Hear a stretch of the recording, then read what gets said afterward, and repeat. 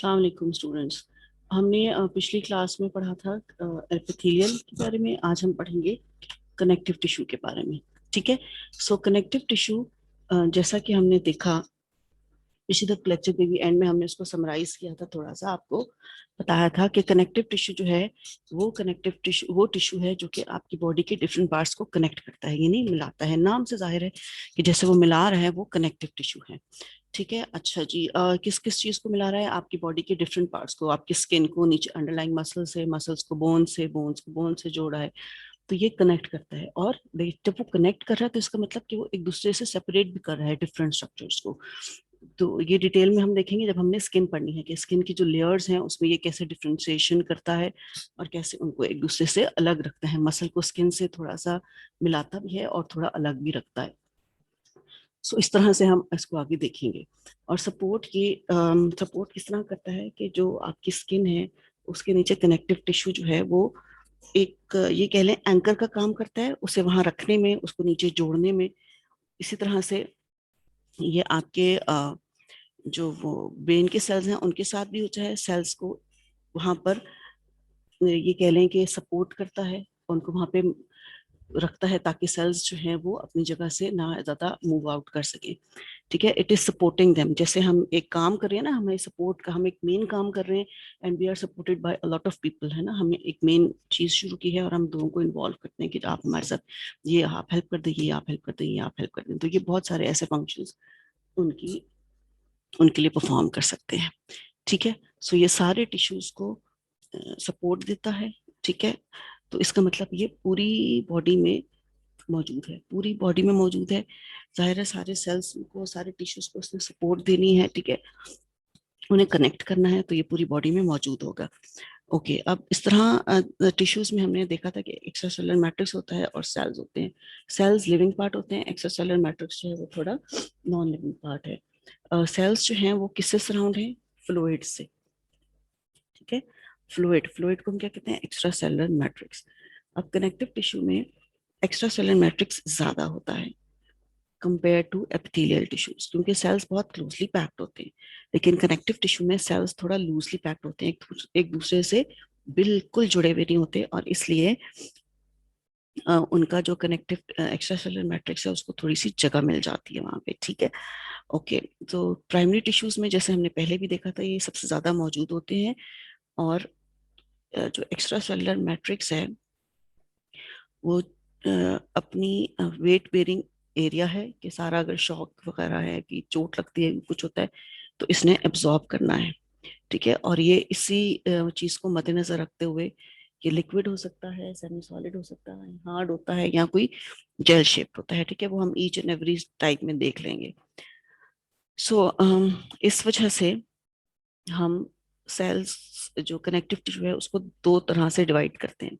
Broadly speaking, मतलब अगर हम वाइड रेंज बड़ी पिक्चर देखें तो बेसिकली दो तरह के टिश्यूज थे जो कनेक्टिव टिश्यूज है। एक प्रॉपर कनेक्टिव टिश्यू और एक स्पेशलाइज्ड कनेक्टिव टिश्यू। अब प्रॉपर कनेक्टिव टिश्यू में हमारे पास दो सब ब्रांचेस आ जाती हैं, सब टाइप्स आ जाती हैं उसकी, लूज और डेंस।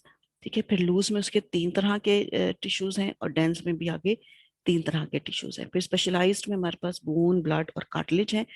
तीन तरह से हम इसको क्लासिफाई कर सकते हैं, जो सब टाइप्स हैं उसकी। बोन्स दो तरह की हो सकती हैं, एक स्पंजी बोन और एक कम्पैक्ट बोन।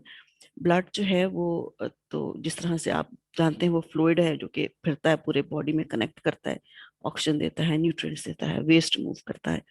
और कार्टिलेज जो है वो तीन तरह में डिवाइडेड है, इलास्टिक, हाइलिन और फाइब्रोकार्टिलेज। ब्लड के साथ यहाँ यहाँ यहाँ मैं लिम्फ का जिक्र भी करना चाहूंगी। ठीक है। सो लिम्फ भी आपके इसमें अ, उसकी स्पेशलाइज्ड में ही इंक्लूडेड है। ठीक है। तो हम सबसे पहले करेंगे स्टार्ट इसके सेल से। ठीक है। अब ये जो आपका कनेक्टिव टिश्यू है,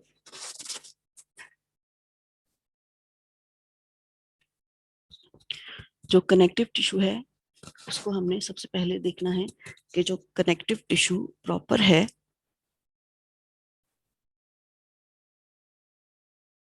उसमें कौन कौन से सेल्स हैं। ऑलराइट। सो हमने ये देखना है कि कनेक्टिव टिश्यू जो है प्रॉपर वो उसके जो कितने टाइप्स हैं, डिफरेंट टाइप्स हैं। फाइब्रस कनेक्टिव टिश्यू की टाइप है ना, ये इसमें फाइबर्स होते हैं। कनेक्टिव टिश्यू फाइबर्स कहते हैं इसको। कनेक्टिव टिश्यू प्रॉपर है या फाइबर्स कनेक्टिव टिश्यू कहते हैं, ठीक है। इसमें ये सबसे ज्यादा आपकी बॉडी में पाया जाता है। इसके ज्यादातर फाइबर्स होते हैं इसके अंदर, और जिसके अंदर थोड़े थोड़े सेल्स भी मौजूद होते हैं और ग्राउंड सब्सटेंस है ना। तो हम लोग अगर देखें तो हमारे पास जो फाइब्रस कनेक्टिव टिश्यू है उसके अंदर क्या क्या मौजूद है, cells, fibres and ground substance. So हम एक एक करके इन सब चीजों को देखेंगे, सेल्स को भी, ग्राउंड सब्सटेंस को भी, और उसके फाइबर्स को भी। सबसे पहले अगर हम सेल्स की बात करें तो सबसे जो most abundant type of cell है दे आर द फाइब्रोब्लास्ट, ठीक है। फाइब्रोब्लास्ट लार्ज सेल्स होते हैं और फ्लैट्स होते हैं, मतलब ये उभरे हुए सेल्स नहीं है, लार्ज हैं, बड़े सेल्स हैं, और फ्लैट बिल्कुल होते हैं, बिल्कुल स्ट्रेट सीधे सेल्स होते हैं, ठीक है। और इनकी शेप ऐसी होती है, ये देखें, ये दरमियान से ऐसे होते हैं, साइड्स इसकी ना यूं बंद हो रही होती हैं, ठीक है। साइड्स जो हैं ये देखें, साइड्स छोटी क्लोज्ड हैं, और जो उसकी वो हैं वो एक दूसरे से बीच का जो पोर्शन है वो थोड़ा सा एक्सपैंडेड होता है, और टेपर का मतलब वो आहिस्ता आहिस्ता कम होते जाएंगे एंड उसकी उसकी फ्लैटनेस, उसकी ब्रॉडनेस कम होती जाएगी, और वो इलोंगेट हो जाते हैं, ठीक है। इलोंगेट, ये से ब्रॉड होते हैं, साइड से थोड़े थोड़े कम ब्रॉड होते हैं। सिलेंडर विस्पी ब्रांचेस होती हैं इनकी, ये देखिए छोटी छोटी ब्रांचेस निकल रही हैं, आपको ये नजर आ रही हैं, ये ब्रांचेस निकल रही हैं, ठीक है। ये फाइब्रोब्लास्ट इस तरह से ये ब्रांचेस नजर आ रही हैं। इनके अंदर कोलेजन बनता है और इलास्टिक फाइबर्स बनते हैं। ओके, अभी जो फाइब्रोब्लास्ट हैं इनका काम क्या है कि जो आपका कोलेजन टिश्यू, इलास्टिक टिश्यू, इनके सारे फाइबर्स इन्होंने बनाने। आप ये देख सकते हैं ये वाली डायग्राम, ठीक है, इसमें ये वाला पोर्शन देखिए आप, ठीक है, ये जहाँ पर मैं एरो लगा रही हूँ, ये जहाँ फाइब्रोब्लास्ट इन्होंने मेंशन किया, ठीक है। ये देखिए इलोंगेटेड है, सेंटर में से थोड़ा सा मोटा और साइड से थोड़ा सा पतला हो रहा है, तो ये इसको, ये टिश्यूज जो हैं ये फाइब्रोब्लास्ट कहलाते हैं। ये रिपेयर में, वुंड हीलिंग में इनका बहुत बड़ा रोल है, क्योंकि इन्होंने कोलेजन फाइबर्स प्रोड्यूस करने हैं, ग्राउंड सब्सटेंस बनाना है, और इलास्टिक फाइबर्स भी बनाने हैं। सो ये बहुत सबसे ज्यादा इंपॉर्टेंट होते हैं, क्योंकि इन्होंने सारे बाकी चीजों को बनाना होता है।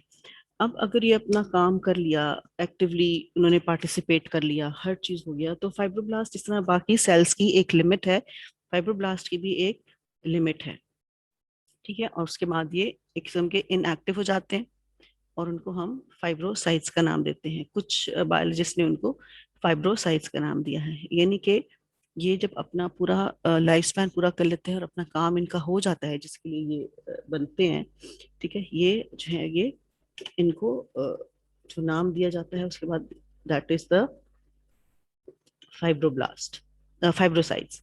Okay, so macrophage is very important. ये लार्ज सेल्स होते हैं, बिल्कुल लार्ज होते हैं। फेगोसाइटोसिस, अगर आपको याद हो तो हमने सेल्स की जब ट्रांसपोर्ट में पढ़ा था, फेगोसाइटोसिस, पिनोसाइटोसिस, एंडोसाइटोसिस की टाइप्स हमने पढ़ी थी, ठीक है। तो ये वो सेल्स हैं जो कि फेगोसाइटोसिस करते हैं, फेगोसाइटोसिस करते हैं, लार्ज सेल्स होते हैं।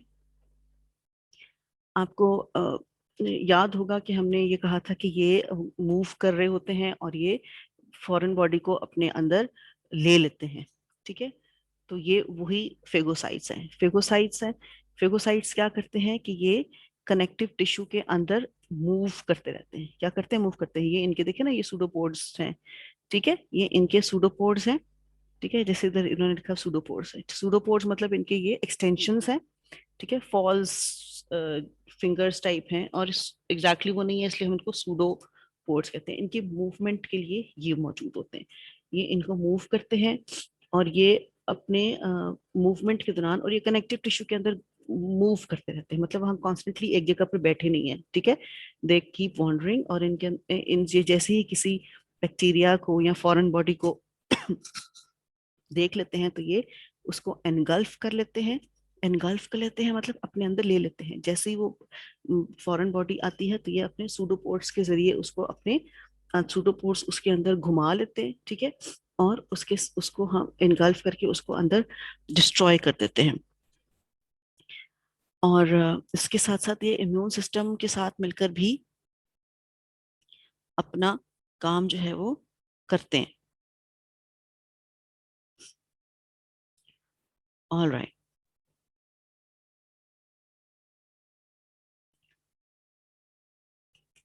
तो ये जो है देखें, इनके अंदर ये लाइसोसोम्स भी मौजूद है, ये फेगोसोम मौजूद है। अब फेगोसोम कैसे बनता है, ये हमने देखा था कि लाइसोसोम जो है, जब वाइट ब्लड सेल उनको अपने अंदर ले लेते हैं तो वो एक फेगोसोम सा बन जाते हैं, ठीक है। लाइसोसोम ये जो सॉरी ये जो आपका मैक्रोफेज है, जब ये किसी फॉरेन पार्टिकल को अपने अंदर ले लेता है तो ये इसको एक फेगोसोम बना देता है। फेगोसोम के साथ लाइसोसोम अटैच हो जाते हैं और ये फेगो लाइसोसोम बना देते हैं। ये देखिए यहाँ पर, सो ये फॉरेन बॉडी है, इसके साथ लाइसोसोम जुड़ गया और ये फेगो लाइसोसोम बन गया। ये फॉरेन बॉडी इसने इनगल्फ करी थी, फेगोसोम बन गया था, और यहाँ लाइसोसोम अटैच होकर फेगो लाइसोसोम बन जाता है, और ये फिर उसको डाइजेस्ट कर लेते हैं। उसका जो यूजफुल मटेरियल, अगर उसके अंदर कुछ ऐसा है, कोई प्रोटीन है, कोई अमाइनो एसिड्स है जो कि यूज हो सकती है, तो फिर वो उसको इस्तेमाल कर लेते हैं। Otherwise the all the waste products are given out. ये सिर्फ फॉरेन बॉडी नहीं, डाइंग सेल्स आपके बॉडी के जो हों, डेड सेल्स हों, या उनको भी ये सारा अपने अंदर इनगल्फ करके उनको डिस्ट्रॉय कर देता है, ठीक है। इम्यून सिस्टम को एक्टिवेट कर लेते हैं और एक्टिवेट करते हैं, और ये एंटीजेंस को एक्टिव, जब ये सेंस करते हैं कि जी कोई एंटीजन आपके अंदर फॉर्म करते हैं, इम्यून सिस्टम को भी साथ साथ एक्टिवेट करते हैं ताकि एंटीबॉडीज बना के वो उसके साथ कॉम्बैट कर सकें और उसको डिस्ट्रॉय कर सकें। एग्जाम्पल्स हैं जी इनके अंदर डिफरेंट तरह के। ओके, सो डिफरेंट एरियाज में ये डिफरेंट तरह से अपीयर होते हैं। अगर ब्लड में देखें तो ब्लड में जो मैक्रोफेजेस हैं वो मोनोसाइट्स होते हैं, ठीक है। मोनोसाइट्स जो हैं ब्लड में, ये देखिए ये एक मैक्रोफेज है जो कि आपको यहाँ पर ये नजर आ रहा है, ये मैक्रोफेज। लिवर में कुप्फर सेल्स होते हैं, sinus lining cells in lymph nodes and spleen, ठीक है, लिम्फ नोड्स एंड स्प्लीन। और microglial cells in the brain, microglial cells brain के अंदर होते हैं। ग्लायल सेल्स होते हैं जो कि सपोर्ट करते हैं, जो कि कनेक्टिव टिश्यू का रोल प्ले कर रहे हैं, सी ग्लायल सेल्स। उनके अंदर ये माइक्रोग्लायल सेल्स होते हैं जो कि मैक्रोफेजेस का रोल प्ले कर रहे हैं। तो ये आपके इम्पॉर्टेंट है आपकी उसमें इम्यून सिस्टम में, आपकी बॉडी को फॉरेन मटेरियल से पाक करने में ये बड़ा इंपॉर्टेंट रोल प्ले करते हैं। अब आते हैं जी ल्यूकोसाइट्स की तरफ, ठीक है। ल्यूकोसाइट्स या WBCs, white blood cells. Okay, so white blood cells जो हैं ये क्या करते हैं, ये आपका ब्लड स्ट्रीम है ना, ये देखिए आपको ये दिखाने की ये एक ब्लड वेसल है, ठीक है। ब्लड वेसल्स में डिफरेंट तरह के सेल्स मौजूद हैं। ये जो ब्राउनिश सा बीच में पीछे धारा है, ये प्लाज्मा है, ठीक है। और ये इसमें डिफरेंट तरह के सेल्स हैं, RBCs हैं, लिम्फोसाइट्स हैं, और ये WBCs हैं डिफरेंट तरह के, ठीक है। अब आप ये देखें कि ये आपके मोनोसाइट्स हैं, ठीक है, ये आपके इयोसिनोफिल्स हैं, फिर आपके न्यूट्रोफिल्स हैं, फिर आपके डिफरेंट तरह के वाइट ब्लड सेल्स हैं। सबसे ज्यादा जो है ल्यूकोसाइट्स या white blood cells blood stream में जो होते हैं वो थोड़ी देर के लिए रहते हैं, और उसके बाद वो कैपिलरी से निकल जाते हैं। जब वो कनेक्टिव टिश्यू के अंदर की तरफ से ब्लड फ्लो करता है तो वो कैपिलरी में निकल जाते हैं, ठीक है, कैपिलरी वॉल से बाहर निकल जाते हैं, और ज्यादातर अपनी लाइफ ये कनेक्टिव टिश्यू में ही गुजारते हैं। और most of them are neutrophils, ठीक है। और ये भी बैक्टीरिया को सर्च करते रहते हैं, ठीक है ना, सोल्जर्स होते हैं आपकी बॉडी के। ये देखिए ये पूरा मैकेनिज्म है। ये इस मैकेनिज्म को अगर आप देखें तो ये जो है, ये देखें जी, ये आपकी कैपिलरी है, कैपिलरी वॉल है, ठीक है। अब यहाँ पर आपकी कोई इंजरी हुई, कोई पैथोजन एंटर हो गया वहां पे, ठीक है, ओके। इसने क्या किया, कुछ ऐसे सब्सटेंसेस प्रोड्यूस किए जिससे ये एक्टिवेट हो जाते हैं। ठीक है, इससे क्या होते हैं, एक्टिवेट हो जाते हैं, और फिर उन एक्टिव जो रिएक्शन हो जाता है, और ये जो आपके लिम्फोसाइट्स हैं, ल्यूकोसाइट्स हैं, डब्ल्यूबीसीज हैं, ये सारे आपकी बॉडी से या आपके कनेक्टिव टिश्यू की कैपिलरी की वॉल से निकलकर आपके यहाँ सेल में आ जाते हैं, आपके सेल में कनेक्टिव टिश्यू के अंदर आ जाते हैं। ठीक है, कनेक्टिव टिश्यू के अंदर आ जाते हैं तो फिर ये अपना काम करते हैं। ये देखिए, ये इस तरह से एनगल्फ कर लेते हैं और इनको यहाँ डिस्ट्रॉय करते हैं। So this is the criteria या this is the method by which they are engulfed. ये डिफरेंट तरह के डब्ल्यूबीसीज हैं हमारे पास। ठीक है, न्यूट्रोफिल्स हैं, बेजोफिल्स हैं, इयोसिनोफिल्स हैं, सब बेसिकली वही काम करते हैं डिफरेंट तरह से। ऑलराइट, सो लिम्फोसाइट्स के बारे में अगर हम बात करें, डेंस पैचेस हैं टाइनी लिम्फोसाइट्स के। लिम्फोसाइट्स भी आपके डब्ल्यूबीसीज का हिस्सा हैं, वाइट ब्लड सेल्स होते हैं। इनमें जो लिम्फोसाइट्स हैं ये क्या कहते हैं, पैचेस बनाते हैं, म्यूकस मेम्ब्रेन के अंदर पैचेस बनाते हैं, और ये इन पैचेस को हम क्या कहते हैं, ये जो पैचेस है ना, ये आपकी म्यूकस मेम्ब्रेन के अंदर मौजूद होते हैं। ठीक है, सो लिम्फोसाइट्स क्या करते हैं, म्यूकस मेम्ब्रेन्स के अंदर पैचेस बना लेते हैं, और ये बैक्टीरिया या किसी भी फॉरेन पार्टिकल्स के अंदर, फिर एजेंट्स के अंदर ये आपको ये कह लें कि वहां पर आपको प्रोटेक्शन प्रोवाइड करते हैं। सो ये जो आपके डब्ल्यूबीसी से ये कनेक्टिव टिश्यू के अंदर घूम जाते हैं, और ये जो है आपके म्यूकस मेम्ब्रेन में पैचेस बना लेते हैं डिफरेंट एरियाज कंसिडर करें। Okay, so next is the plasma cells. ये इस तरह के मौजूद होते हैं। देखिए, शेप्स मैंने साथ साथ दी हैं ताकि आप इनको डिफरेंशिएट करें, और ये सारी जो है इनकी माइक्रोस्कोपिक अपीयरेंस है। ठीक है, आप इसको थोड़ा ब्रॉड करके देख सकते हैं कि ये म्यूकस मेम्ब्रेन के अंदर ही मौजूद होते हैं। प्लाज्मा सेल्स कैसे बनते हैं, प्लाज्मा सेल्स लिम्फोसाइट से बनते हैं। क्या होता है कि जब लिम्फोसाइट्स डिटेक्ट कर लेते हैं फॉरेन एजेंट्स, तो कुछ तो उनको वैसे ही कम्बैक्ट कर लेते हैं, कुछ प्लाज्मा सेल्स में कन्वर्ट हो जाते हैं ताकि वो एंटीबॉडीज बना सकें। ठीक है, और जब जिनके साथ एंटीबॉडीज बननी है, डिजीज फाइटिंग सेल्स हैं, तो उनके गिर्द ये एंटीबॉडीज बना लेते हैं। ठीक है, ये इंटेस्टाइन्स की वॉल में होते हैं और इन्फ्लेम्ड सेल्स के अंदर होते हैं। तो हार्डली ये बहुत कम होते हैं आपकी बॉडी में, जहाँ एंटीजेंस वगैरह ज्यादा बननी है, वहीं पर जो आपके लिम्फोसाइट्स हैं प्लाज्मा सेल्स में कन्वर्ट होंगे। सही है, okay. Mast cells, mast cell जो है आपके लूज कनेक्टिव टिश्यू में होंगे, तो उसका मतलब ये डेंस कनेक्टिव टिश्यू में मौजूद नहीं है। लिवर और स्प्लीन में ज्यादातर मौजूद होते हैं और ब्लड सेल्स में पाए जाते हैं। सो ये वो सेल्स हैं जो कि आपके ब्लड को ये कहने के कंट्रोल कर सकते हैं, क्योंकि ये दो तरह के सब्सटेंसेस रिलीज करते हैं आपके, हेपरिन और हिस्टामिन। हेपरिन एक वो एजेंट है या वो केमिकल है या वो सिक्रीशन है जो कि ब्लड क्लॉटिंग को इनहिबिट करती है। ठीक है, इनहिबिट करती है, और आपकी वेसल्स के थ्रू आपका जो ब्लड फ्लो है वो मेंटेन रहता है। इन्फ्लेम्ड टिश्यू, इनके यहाँ आपको कोई इंजरी हुई हुई है, वहां पर बार बार वो क्लॉट्स नहीं बनाने बनाने देती ये वाली हेपरिन जो है, ये सिक्रीशन, और ब्लड फ्लो को वहां पर स्टेडी रखती है। ठीक है, जहां से आपकी, जहां चोट लगी हुई है, जहां इंजरी है, वहां से ब्लड फ्लो को थोड़ा सा स्टेडी रखने में ये काम करते हैं। अच्छा जी, local and general inflammatory reactions. Histamine जो है ये एंटी एलर्जिक है, एंटी हिस्टामिन है, ये इन्फ्लेमेटरी रिएक्शंस जनरेट करते हैं ताकि हाइपर सेंसिटिविटी और एलर्जी को कम्बैट किया जा सके। ठीक है, हाइपर सेंसिटिविटी स्टेट क्या है, powerful inappropriate immune response. Okay, अब एंटीजन आपकी बॉडी में एक दाखिल हो गया, ठीक है, उसके खिलाफ एक इम्यून सिस्टम आपका एक्टिवेट हो गया और उसने एक पावरफुल सा रिएक्शन उस पर जनरेट किया। ठीक है, इस ये जो रिएक्शन है ये हिस्टामिन जनरेट करता है ताकि एंटीजन की असर को कम्बैट किया जा सके। ठीक है, सो ये हैं जी डिफरेंट टाइप्स ऑफ सेल्स जो कि आपके कनेक्टिव टिश्यू में पाया जाता है। इसके अलावा जो इम्पोर्टेंट सेल्स है वो है एडिपोसाइट्स। एडिपोसाइट्स को हम फैट सेल्स भी कहते हैं। क्यों? क्योंकि लार्ज राउंडेड सेल्स हैं और इनके अंदर एक फैट ड्रॉपलेट होता है, ठीक है, जिसको हम, जो ज्यादातर ट्राइग्लिसराइड का होता है।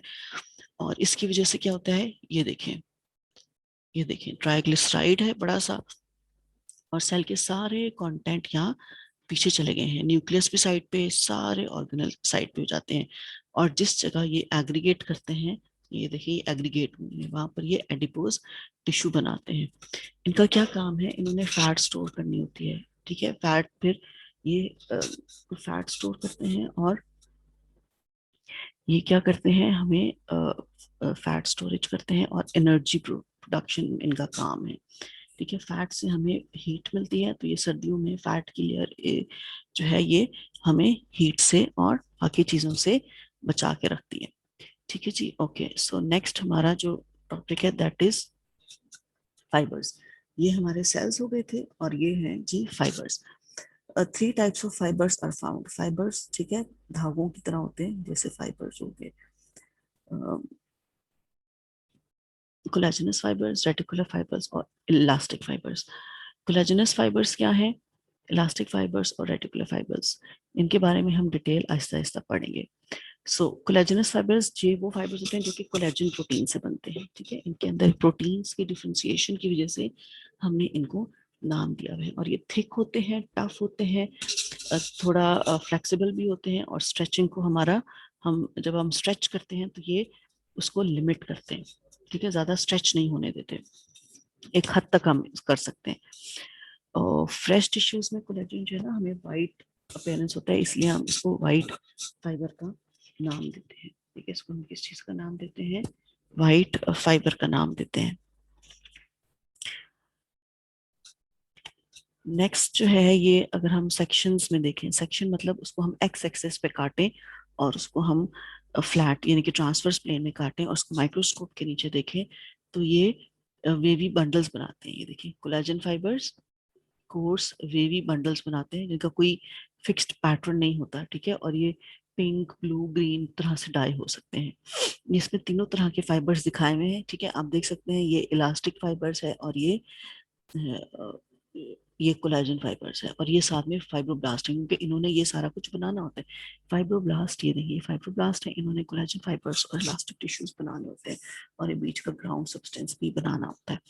ओके, सो कोलेजन फाइबर्स क्या क्या चीज बनाते हैं आपकी बॉडी में, टेंडन्स, टेंडन्स क्या चीज होती है, लिगामेंट्स क्या चीज होते हैं, कार्टिलेज क्या होते हैं, ये हमने पहले पढ़ा हुआ है, ठीक है। सो ये आपने इनकी डेफिनेशंस लिखनी है, और फिर मुझे सबमिट करवानी है। टेंडेंस क्या है, लिगामेंट्स क्या है, और कार्टिलेज क्या है। रेटिकुलर फाइबर्स, रेटिकुलर फाइबर्स भी कोलेजन फाइबर्स होते हैं, वेरी थिन कोलेजन फाइबर्स। ये इस तरह का, रेटिकुलर का मतलब होता है कि नेटवर्क फॉर्म बनाना।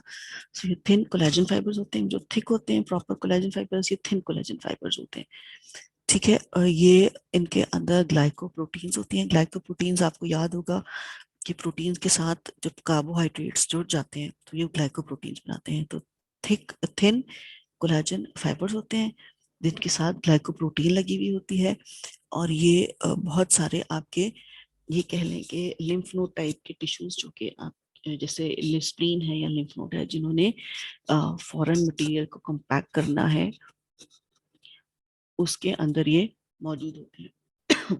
स्प्लीन में भी बहुत सारे waste products, blood, dead blood cells, और ये सारे वहां पे जाके रुक जाते हैं। तो बेसिकली ये नेटवर्क इसलिए होता है ताकि कोई फॉरेन मटेरियल, कोई ऐसी चीज जो कि यूजेबल नहीं है, वो इनमें ट्रैप हो जाए, और बाकी सारा कुछ जो है वो बाहर निकल जाए। Okay, so elastic fibres thin fibres होते हैं, ठीक है, कोलेजनस फाइबर्स से कम थिन होते हैं। इनकी देखिए ये ब्रांचिंग है, ठीक है, they branch and rejoin, branch and rejoin, ये ब्रांच करते करते जाते हैं, और फिर एक दूसरे को दोबारा ज्वाइन कर लेते हैं, और कॉइल्ड होते हैं, सही है। और इनके अंदर प्रोटीन कौन सी है, इलास्टिन प्रोटीन, यानी कि देखिए कोलेजन फाइबर्स थे वो कोलेजन प्रोटीन से बने थे, और रेटिकुलर फाइबर्स जो है वो कोलेजन प्रोटीन ही है उनके अंदर, लेकिन वो थिन कोलेजन फाइबर्स है, उस तरह की टफ और इलास्टिक नहीं, उन्होंने नेटवर्क बनाया, ठीक है, छोटा सा एक नेटवर्क बनाते हैं, इसी तरह से इलास्टिक फाइबर्स ये इलास्टिन प्रोटीन से बने हैं, ठीक है। इन्होंने इनका क्या है काम क्या होता है कि ये स्ट्रेच करने में हेल्प करते हैं। आप अपनी बॉडी को जब मूव करते हैं, हाथों को ऐसे बाजू को खींचते हैं, तो आपके मसल्स जो है वो स्ट्रेच होते हैं। आपकी बॉडी को आप जब स्ट्रेच करते हैं ना, सो ये इलास्टिक फाइबर्स हैं जो कि आपको इस चीज में हेल्प करते हैं, ठीक है। और आपको पता है कि जब आप किसी चीज को स्ट्रेच करेंगे तो वो वापस अपनी जगह पर भी जाएगा। जैसे रबर बैंड है, आप उसको खींचते हैं तो आप जब छोड़ते हैं तो वो वापस अपनी जगह पर चला जाता है। तो इसी तरह जब आप स्ट्रेच करते हैं तो आपके मसल जो है वो एक्सपैंड करते हैं, और इलास्टिक रिकॉइल की वजह से ये दोबारा वापस अपनी जगह पर आ जाते हैं। और इसमें ये फिर उन जगहों पर मौजूद होंगे जहाँ पे इस तरह का फंक्शन बहुत इंपॉर्टेंट है। जैसे आपके लंग्स है, लंग्स में देखें, आपके लंग्स ने एक्सपैंड करना है, ठीक है। अब वो एक्सपैंड करेंगे तो उन्होंने वापस भी तो अपनी जगह पे जाना है ना, ठीक है। इंस्पिरेशन, आप सांस अंदर ले रहे हैं तो आपके लंग्स एक्सपैंड करेंगे। अब वो जब एक्सपैंड करेंगे, जब आप बाहर निकालेंगे सांस, तो उन्होंने वहीं तो नहीं रहना अपनी जगह पे, उन्होंने वापस आना है। तो ये जो वापस आएंगे ना, that is the elastic recoil, ठीक है। रिकॉइल है ये, इलास्टिक टिश्यू वहां पे पाया जाता है, थिन फाइबर है, तो ये उस रिकॉइल में हेल्प करता है। स्किन में भी जब आप खींचते हैं तो स्किन पिंच करते हैं, खींचते हैं, तो ये वापस चली जाती है इलास्टिक फाइबर्स। आर्टरीज भी जब स्ट्रेच होती हैं, जब उनमें एकदम ब्लड जोर से आता है हार्ट से, तो उसके बाद वो स्ट्रेच कर होती हैं और फिर वो वापस अपने ओरिजिनल उसमें चले जाते हैं, जब उन्हें जोर से ब्लड देना है हर ऑर्गन को। सो ये उन जगहों पर ज्यादा पाए जाते हैं जहाँ पे स्ट्रेच करने की जरूरत है, ठीक है। ओके, सो ये येलो फाइबर्स इनको कहा जाता है क्योंकि ये जब ये जो फ्रेश, आप अगर इनको देखें, आपने इलास्टिक फाइबर्स उसमें अगर देखना है तो ये फ्रेश जो होते हैं, जैसे हमारे कोलेजन फाइबर्स वाइट अपेयर थे, ये जो है येलो अपेयरेंस आती है इनकी, इसलिए इनको येलो फाइबर्स कहा जाता है, ठीक है। अच्छा जी, ये देख ली, ये कंपैरिजन है आपके कोलेजनस फाइबर्स, इलास्टिक फाइबर्स और रेटिकुलर फाइबर्स का, ठीक है। अच्छा जी, अब हम बात करेंगे ग्राउंड सब्सटेंस की। ग्राउंड सब्सटेंस क्या होता है कि टिश्यूज में अगर हम देखें तो सेल्स और फाइबर्स के बीच में बहुत सारा एम्प्टी स्पेस होती है। आपने कभी अगर स्लाइड्स देखी हो इस तरह की, तो उसके अंदर सेल्स होते हैं, फाइबर्स होते हैं और एम्प्टी स्पेस होता है। ये टिश्यूज में ये एम्प्टी स्पेस क्यों होती है? क्योंकि उसका तो वो नॉन लिविंग हो जाते हैं ना, जब आपने उनको काट लिया, उनकी फाइबर्स बना लिए, उनके सेक्शंस बना लिए, उनकी स्लाइड्स बना ली, तो वो जो है वो इन एक्टिव हो गए, नॉन लिविंग हो गए। जब ये लिविंग मैटर में होते हैं तो ये जो आपको एम्प्टी स्पेस माइक्रोस्कोप के अंदर नजर आती है, ये ग्राउंड सब्सटेंस से कवर होती है। ग्राउंड सब्सटेंस जेलेटिन की तरह होता है, और इसके अंदर कुछ लार्ज मॉलिक्यूल्स होते हैं जो कि बड़े इंपॉर्टेंट होते हैं। ग्लाइकोसामाइनो ग्लाइकैन्स होती हैं, प्रोटियोग्लाइकन होते हैं, और एडिसिव ग्लाइकोप्रोटीन्स होती हैं। ये वो स्ट्रक्चर्स हैं जो कि ग्राउंड सब्सटेंस को होल्ड करते हैं, ठीक है। और स्टेन में ये सारा कुछ एब्जॉर्ब हो जाता है, इसलिए ये आपको नजर नहीं आता। अब ये देखें, ये इस डायग्राम में डिफरेंट टाइप्स ऑफ टिश्यूज को एक्सप्लेन किया गया है, कंपेयर एंड कंट्रास्ट किया गया है, ठीक है। ये देखिए, फाइबर्स हैं कनेक्टिव टिश्यू के, ये कोलेजन फाइबर्स हैं, ठीक है। ये इलास्टिक फाइबर्स हैं, ये डिफरेंट तरह के फाइबर्स आपको दिखाए हुए हैं।